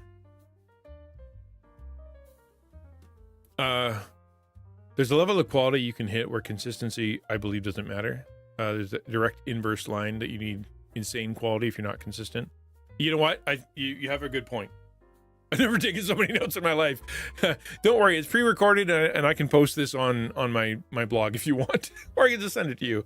Yeah, I appreciate that. That's why we have the class, man. We have the Taco Content Creator class. That's why we put it out, because we do this over the course of 8 weeks with a class with people and books and whatnot. I have a content creator book called The Art of Digital Influence that has the stuff in it. So don't freak out. We have more. But you're not wrong. You're not wrong, Girk, that if you have insane quality, people will go. And you can see that through the Marvel movies, right? They came out slowly, but when they were deliberate and they were excellent, it did nothing but grow. And then when they started blasting out content that was not good, no matter how much they did consistently, people didn't want it. And eventually they forgot, right? Because you're right. It is connected. We're going to talk about that. Is the fear of getting forgotten by everyone really reasonable? Is it reasonable? Not necessarily. If you've touched hearts and you've connected to folks and you've had some kind of impact in the world kind of thing, then they're not going to forget you, because you've had a legitimate, like, you've helped people. You've been part of people's lives. They care about you. I think if your content is no good or it's super transient, like for example, I would think TikTok trend chasers, right? So the people who are consistently trending, their content involves them, looking good and having a, good lighting, and then doing whatever the latest dance or trend is. And that's it, right? That's it. And so therefore, because their content is based on what everybody else is doing, not really on them, not on their personality, it's just how they look. And there's a million people that look like them and them doing the same dance. There's a million people doing that same dance. And so therefore, when they stop, the fear of them being forgotten should be very real, because they've had no content that matters. They haven't touched any lives. They haven't changed anybody's heart. They haven't done anything of value.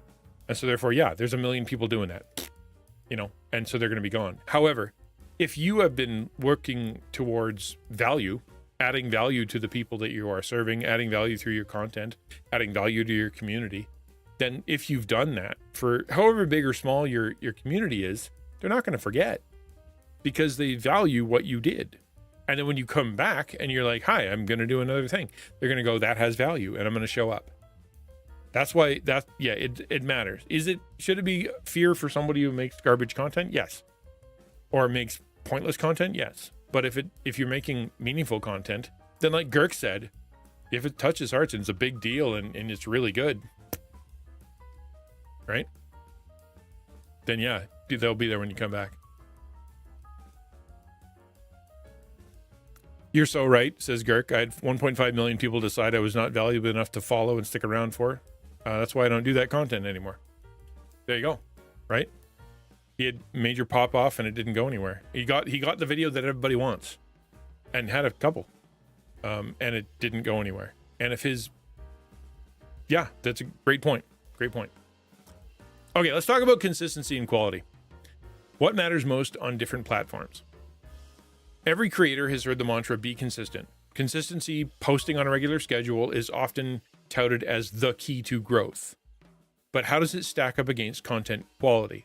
If you're aiming to grow on YouTube, Twitch, or in podcasting, should you prioritize cranking out content frequently or focus on making each piece the highest quality it can be, right? So not that it has to be mutually exclusive, but if your stress and your guilt and your shame and your misery and all that stuff comes from, I gotta post on Tuesdays, I gotta get out there 3 days a week, I gotta stream on my schedule, and I'm freaking out over it. If that's your thing, is it legit, right? Because if it's not legit and you're actually wrong about the consistency being the most important thing, then that will allow you to be able to be a bit more flexible with yourself. So let's talk about it. If you're aiming to grow on YouTube, Twitch, or podcasting, or blogging, or anything, Should you prioritize cranking out high content or high quality? The truth is both consistency and quality matter, but their relative importance can vary by platform. Let's break it down. YouTube. The YouTube algorithm does reward regular uploads and audience retention. Their algorithms prefer channels that have regular uploads and a narrow focus. Okay. So narrow focus, meaning you know why you're there and you're making consistent stuff that kind of all sounds the same. And when people go to your channel, they know what they're going to get, and that there's regularity to it so that they know that they're going to get the ad revenue when you post, right? This pushes creators towards a quantity over quality approach to stay visible. Consistency keeps your subscribers engaged and signals to YouTube that your channel is active. However, pure quantity without quality can backfire. Low effort videos won't hold your audience's attention.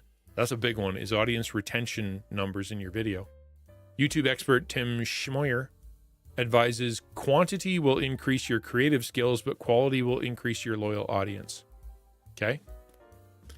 A balanced take, establish a sustainable posting schedule that doesn't sacrifice quality. Many top YouTubers find that if they overextend, like say doing daily vlogs, their content suffers and burnout is going to happen. So creators like Charlie McDonald have openly taken breaks after burning out from the relentless pressure, right? They found out that, the consistency wasn't as important. So it all comes down to this. Yes, consistency is important, but not at the expense of quality. Okay? Consistency builds momentum, quality builds legacy. So for you, when you're thinking about your stream or you're thinking about your posting schedule, you might be thinking, I have to show up once a week. I have to show up twice a week. I have to pump out this many pictures and put this many on Instagram, put this many on, whatever art thing you're in. I have to get this many things per month. It has to happen because that's just the way it is. And the truth is, no, it doesn't actually have to be like that. You can post less, but be consistent with that less posting if you have quality, if it means you can come back and have quality. We'll talk about that in a second. You want consistent quality you can keep up over time. So put it this way. If you have a choice between posting once a week and posting once a month, but you're able to take that extra time during those other 3 weeks when you can find it, or, because you're resting or whatever, you find 2 of the 3 weeks you can actually do, and you spend that same time that you would have been doing posting or you would have been doing whatever, editing the video more, putting it together more, making it better, then you will have a video that's 3 times better posted once per month, right? And that's what people will see, and that's what will grow. Yeah, they don't post a lot. We all know creators that post once a month, once a quarter. But when they post, you're like, yes, I watch that immediately because I know it's good. That's what I'm talking about, right? You can say, I work on this every Tuesday, but I'm going to post once a month. And it feels like forever. But if you're working on that thing for the whole month, you're going to have something a lot better than if you were to just try to pound them out and stretch yourself out over it, right?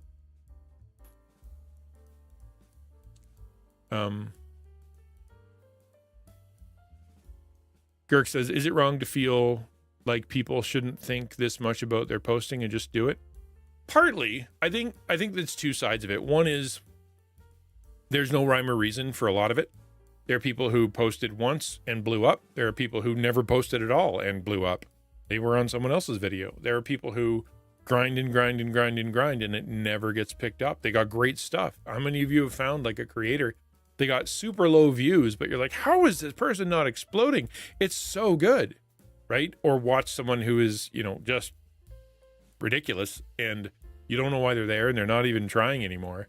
And yet they got a gazillion views, right? For some of it, there's no rhyme or reason. Some of it just makes no sense. But at the same time, I think if you're going to be serious about it and you want it to be for more than just, to grow, quote unquote, to grow. If you want it to actually be, I want to serve a community, I want to serve other people, I want to have a legacy, I want to have some kind of bring people from one place to another, help them out. If that's what I want, then you have to take it a little bit seriously. Consider, when's a good time for me to post? When's a good time for me to do this? When how many hours should I be putting into this video to say it's kind of done, and then this is enough and I'm going to let it go. Or you should think about it. I think if you obsess over it, which is what we're talking about, it's going to work against you because you'll go nuts and not be able to keep it up. But if you think nothing of it and you don't care, you post whenever you want, you stream whenever you want, you do whatever you want, you're also not going to grow, right? You have to do, I think the middle ground, if you're serious about it. Other boss says, sad thing is that people are expecting a lot more that you can actually do or give. I try to post 7 or 8 times every hour, to keep them interested just because of fear of loss. They expect too much from, probably most of them are, stress people that do as a kind of hobby to relax and calm down. Yeah, well, that's it, right? If you're driven by that paranoia and panic and you believe that you need to keep posting because the world will end or everybody will disappear, then yeah, you're not going to make good content and it's going to be bad. That's what I'm saying. Post less, post better, post consistently. So that's YouTube. Twitch. Consistency on Twitch is often more crucial than YouTube due to the real-time nature of the medium. Stream audiences develop habits around the creator's schedule. If you stream at 7 p.m. every weeknight, viewers learn to show up at 7 p.m. every weeknight. If you randomly miss days or change your times, they may drift to other streamers. That's the fear, but at the same time, it's reality. There are a lot of creators that I know who just stream whenever they feel like it. And I've said to them, if it's your hobby and it's something you want to do for fun and you don't really care about growth or community growth or any of that kind of stuff, do what you want. But if you are serious about it and you actually do want to quote unquote grow and impact people and build an audience and whatnot, then you simply can't show up whenever you feel like it. Because imagine you had somebody that showed up and you were on at like 3 p.m. or you're on at 3 a.m. and they show up and they'd be like, hey, this is great. I love this. And you never show up again, right? No matter how much you contributed to that person and no matter how much they want to see you, you're not there. That's when they were available. You have to be able to find that rhythm, that time. Yeah, the work is killer for consistency. Yeah, I'd imagine it would be, and especially when you're in crisis, right?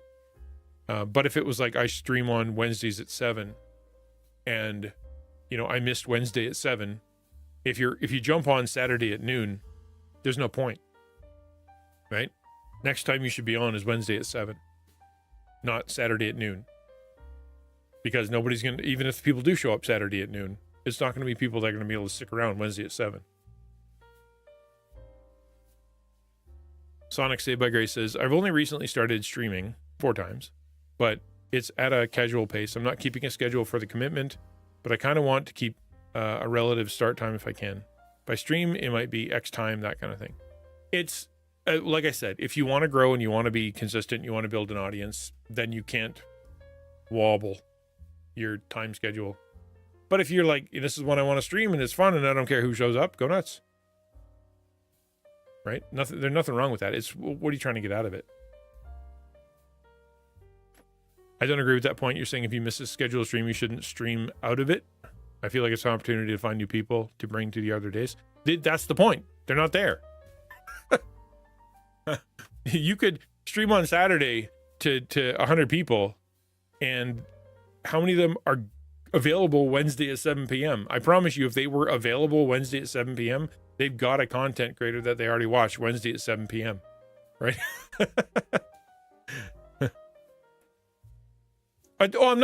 Yeah, it's not black and white. I'm just saying that there's my opinion, okay?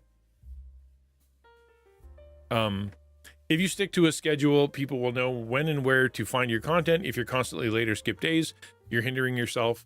For Twitch, schedule consistency equals viewer trust. That's a very good point, is that they know that you're going to be there. They know when you're going to be there. They know what you're going to be doing. And that's a good thing, especially considering that if your audience is full of people who have mental health issues, social anxiety, learning disorder, they don't have a lot of friends, or they have, they need a distraction and you're their welcome distraction, and that's consistent, then it's like, man, I know this person's got my back. And when I show up there, I know what I'm going to get. And actually surfing around and trying to find someone that's like them or someone else is not what they want to do. That consistency of you being there becomes sort of their lifeline for that little bit. All right. That said, italic. Stream quality, as in entertaining content, good audio, video, remains important.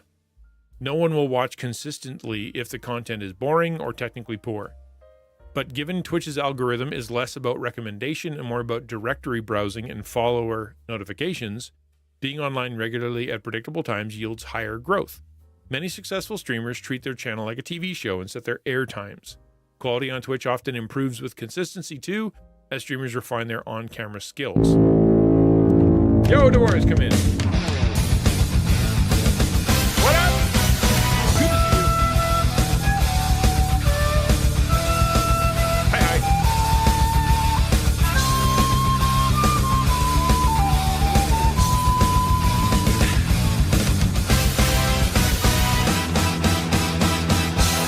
Hello and welcome to the stream. Glad you're here.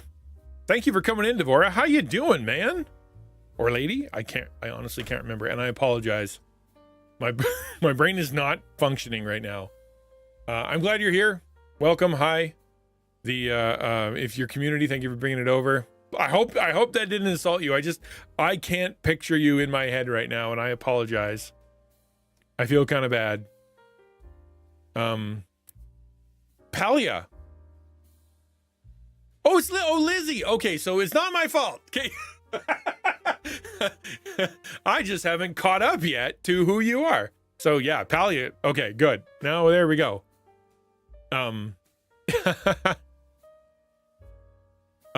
Yeah, good to see you. Welcome. I'm glad you're here.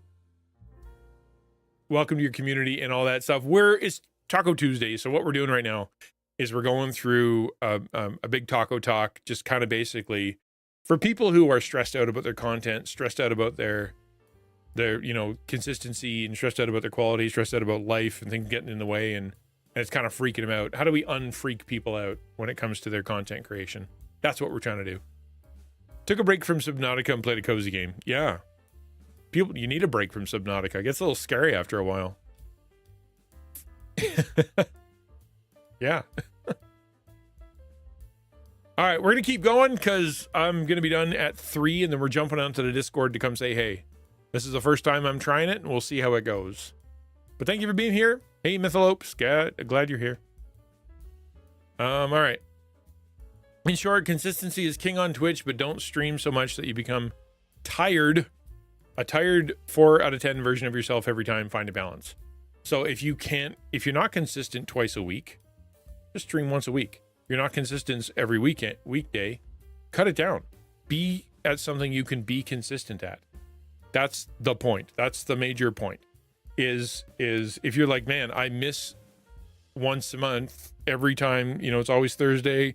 I'm always stressed out at the end of the month and I never get that last one in, whatever, then just recognize that.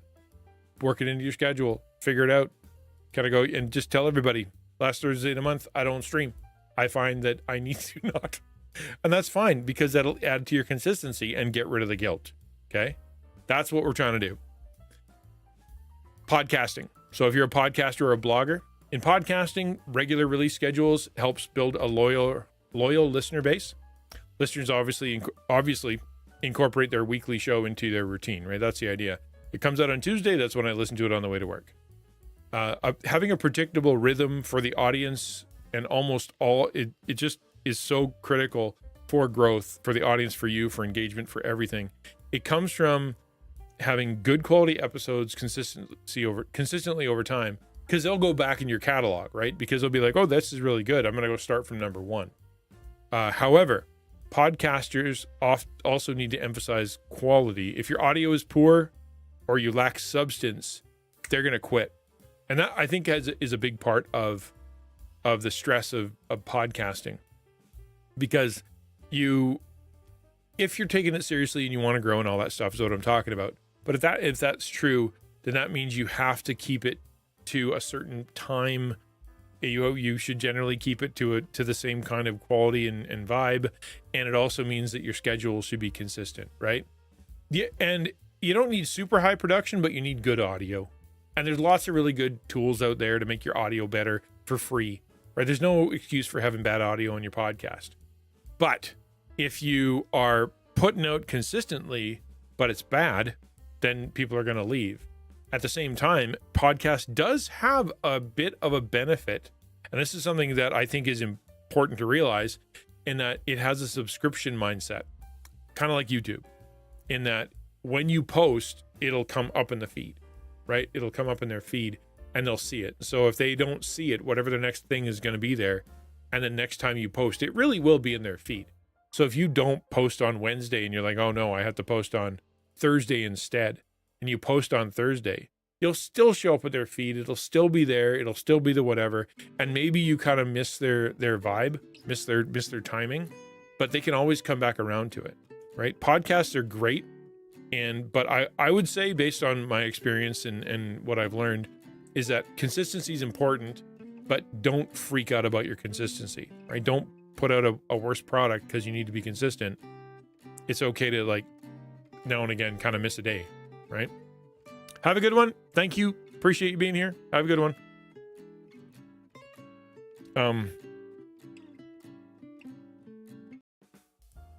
For blogs or written content, consistency helps, obviously. On Instagram and TikTok, frequent posting can boost visibility, but content is always king. And that's kind of the whole thing, is that consistency is important, but it's not the most important thing when it comes to, you have to blast it out there. You have to get it out there more times than you can handle. If you're consistent in the amount that you can handle and you're putting out good stuff, you'll grow so much better. You'll do so much better. If you're just putting out, mediocre stuff quickly, it's not going to last. And when they go dipping back into your catalog, they're not going to like it. That's the point. So why did I say all this? Is because one of the things you're going to stress yourself out about, one of the ways you feel guilty, and one of the ways that your mental health kind of freaks out and you don't want to stream, is because you're like, consistency, right? If I'm not consistent all the time, then there's going to be a problem.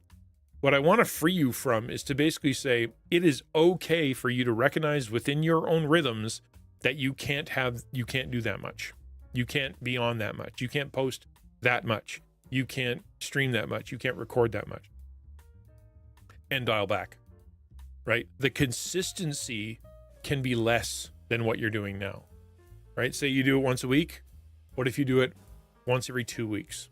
It's consistent and the quality's still there, but it's less. It's what you can handle. That's what I want you to see. You don't have to feel bad about not hitting your Tuesday stream, or not hitting your once a week schedule, or not being there for your daily short, because you're stressing yourself out. I have to do it. Consistency is what matters. No, it's if you don't have the margin for that, find a better schedule for yourself. Find a place you can be consistent with a bigger vision, a bigger timeline, so you can get it, enjoy it, put out a better product. That's what matters. Does that make sense? I hope that makes sense. And again, if you need to take a break, you totally can. That's okay. Tell your people, right? I'm going to be taking a break. I'm not going to be posting for a month, and I'll be back on such and such a date.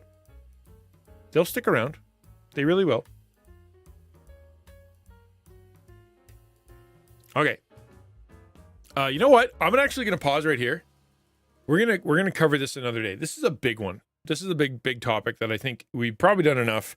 Those first two were plenty, and I think we've covered it. The next part here is asking the question, should I build a team? That's what we've got next. So should I build a team? How to build a team wisely? Again, it's still around the same thing, right? And that is, how do I keep you from stressing out? What's the best way that, XtianNinja, taco guy, trainer guy can help you not stress out? Recognize A, mental health. Everybody struggles with it, and that's okay. B, right? Your financial stuff and all your emotional connection to it, that all matters. What is the reason you're freaking out? Really know that. And that you're the consistency and quality. It's okay. You have permission to stretch out your schedule. Right? It's okay. Your community still loves you, and they want the best for you. It's you don't have to create and be miserable. That's what I want you to know. There is a path for you to create within your limitations in a way that you can enjoy, that your community can enjoy, that you can put out good stuff and you don't have to freak out about it. It's there. Okay, we can figure it out. But yeah, we're gonna pause right here because I want to talk about the Teams thing. We'll talk about that next week.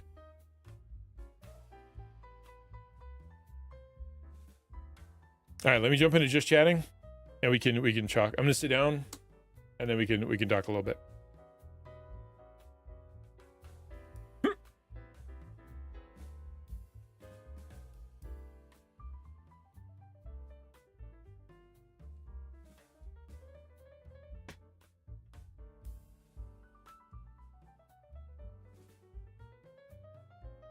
What's happening, man? What's the sitch? Tune in next weekend. Yeah, I'm like, I can't do anymore. I just talked for 2 hours straight. I think that's more than enough for this content. My podcast editor is gonna punch me in the mouth.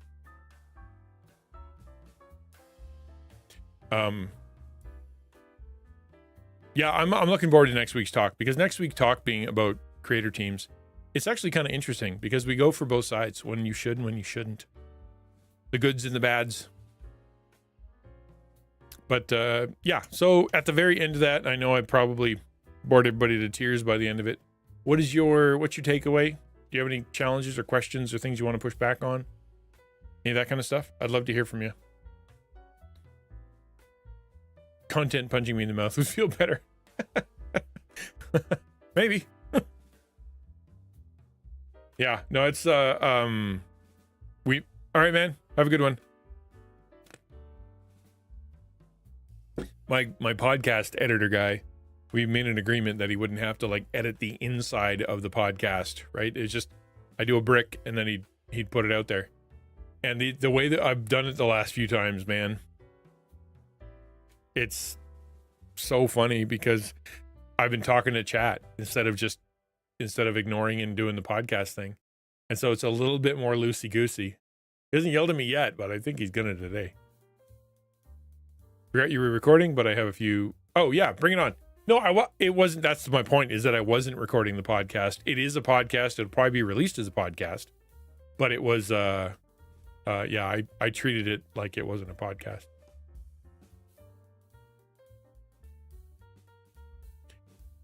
Yeah, he does in his videos, but it's not so much great in the podcast, because if I don't read it correctly, or if I don't have the proper enunciation, or if I skip stuff, or if I just say, yeah, that's for sure, and I didn't actually reference it, it's better in the video because you can actually see what he said, you know? But yeah, if it might not work so great in the podcast, but you never know.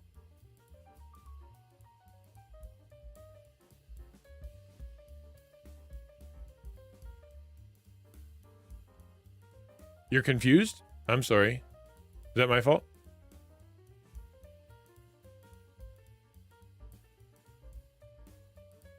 I want to give you guys a chance to ask questions or say something, because then I'm going to take a little break. And you know what? I think after the break, it only... well, no, I guess what I can do is I can take a break and then jump into... You did? Okay, well, there you go. Okay, good. Yeah, I did. I recorded a video that's going to be turned into a podcast, probably.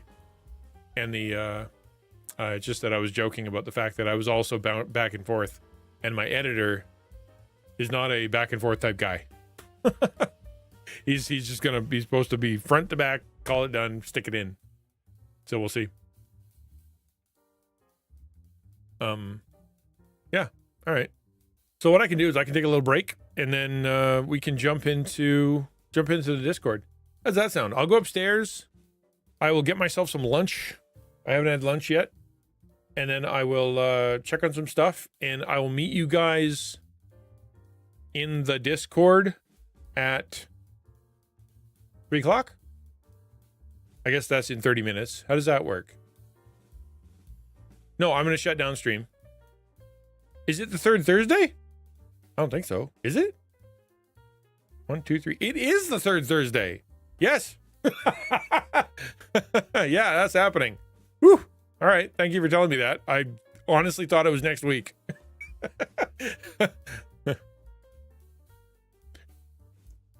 Regards to time, if you have to miss due to circumstances beyond control, what can you do on Discord? But what about stream or social media? So in the way I do it is I keep it to the insiders, right? I used to post everywhere. Sorry, I'm not going to make it, put it out on Instagram, graphic and all that stuff and have the whole 9 yards. But what I've learned is that I don't need to. It's only the people that really care. It's the people that show up, the people that are in the Discord, the mods, all that stuff. The people who are willing to go look and be like, where did he go? Why isn't he there? And those people are in the Discord. And so therefore, if I post, I'm not going to be there, or I'm going to be late, or here's the thing that happened, I only post it in Discord now. There have been rare times because I did something more publicer that I threw it onto Twitch, or not Twitch, on X. But most of the time I just talk to the insiders, because if they are invested enough to be in the Discord, invested enough to have clicked the, fam squad button, invested enough that they would go look in the Discord to see where I am, then that's where they're going to go look. That's who I talk to. I don't post in the chat onto why, that nobody's there. It's I post to the Discord. The Discord, I really am trying to emphasize the Discord as a place for the community, right? Had no internet. Yeah, okay. See, that would impede things for sure. So yeah, that's what I'm saying, is that, like, dude, it is such a it's a real insider thing. And I would say share your heart, right? That's the second thing when it comes to that kind of stuff. Don't just go, I'm not going to be there. Be like, hey, this is what's going on, and this is what's happening in my life, and this is blah, blah, blah, blah. And give them a little bit of reason. Like, be honest with them, because it gives you permission to share your heart, and it gives them permission to see inside of your life a little bit. Like, it's a good thing. It's a good thing. Okay, I'm gonna raid out, and then I will see you guys in the Discord at 3 o'clock. I haven't had a half-hour break in between doing things before. I wonder how this is gonna go. Weird. What if I fall asleep? Then what? If I just end up having a nap? Yeah, I'm gonna raid out, and then we're gonna be moving. If you're within the sound of my voice, I am going to be moving the conversation to Discord. So if you want to come talk content creator stuff at 3 p.m., which is in 30 minutes, I'll be in the Taco Discord, and we'll have a chat. All right. You know what? Let's just raid Deuced. Deuce is a good guy. And he's doing testimonies and stuff. Excellent. Have a nap. Yeah. No, I'm saying, what if I pass out on the way upstairs?